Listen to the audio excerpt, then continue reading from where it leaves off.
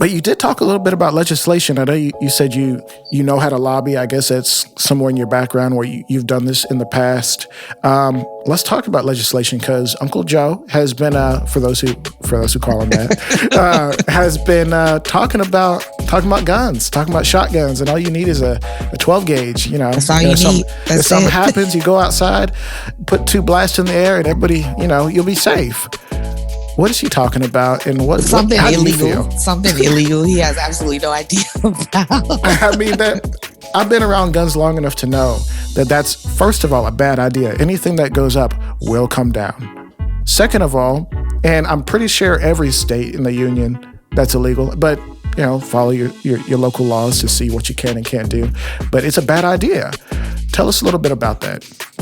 Yeah, it's very interesting. Legislation, once I really started getting into it and learning about it, it's such a game and it's so corrupt. And you really just have to follow the money to see which interest, who's involved in what, and how far it's going to go based on how much money is involved. So there is push and pull on both sides, Republicans, Democrat, no matter what you believe in or follow or abide by, there is some type of strategic plan, that you don't know about. There is something that's probably not going to go in your favor. And I feel like we're all pawns in this game. And so legislation is very tricky. It's written in a way that is dense and it's not sexy. People don't like to read it. People don't understand it. They use words that are hard to comprehend for some people if they don't know how to read it correctly. It's very vague sometimes. So it just depends on who wrote it and why they wrote it, what their interests are. But there are gun lobbyists that believe that no one should have a firearm, and that, that is the reason that all of these mass murders are happening. There are some people that think that everyone should have a firearm, no matter who you are.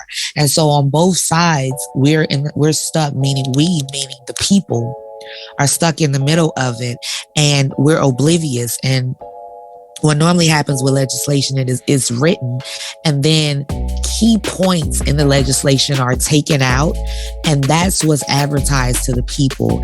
And the people think, okay, this is good based on these key points, not reading the fine print, not understanding what's going to happen once this legislation has been implemented, not understanding what's going to happen once it's legalized. And so my job is to help the average layperson, whether that's a firearm person, a person who's just buying their first firearm, all the way up to an investor, because money is involved with all of this. And so people want to know how they should invest in the firearm industry.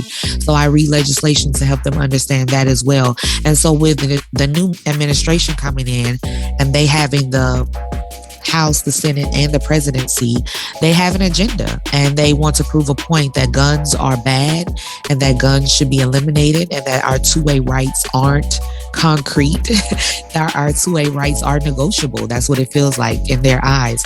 And I've never been, I'm not a Republican or a Democrat. I don't believe in either side. I believe it's two heads on the same snake. I truly, truly believe that. And so what that means to me is that the Republicans are fighting and saying that everyone should have two-way rights. And I'm like, okay, I can see how, they're fighting for that. And Democrats on the other spectrum, I can see how they want to save lives, allegedly. They want to, I feel like all legislation comes from a good point. It starts off that way and then it gets corrupt after a while. That's what I found.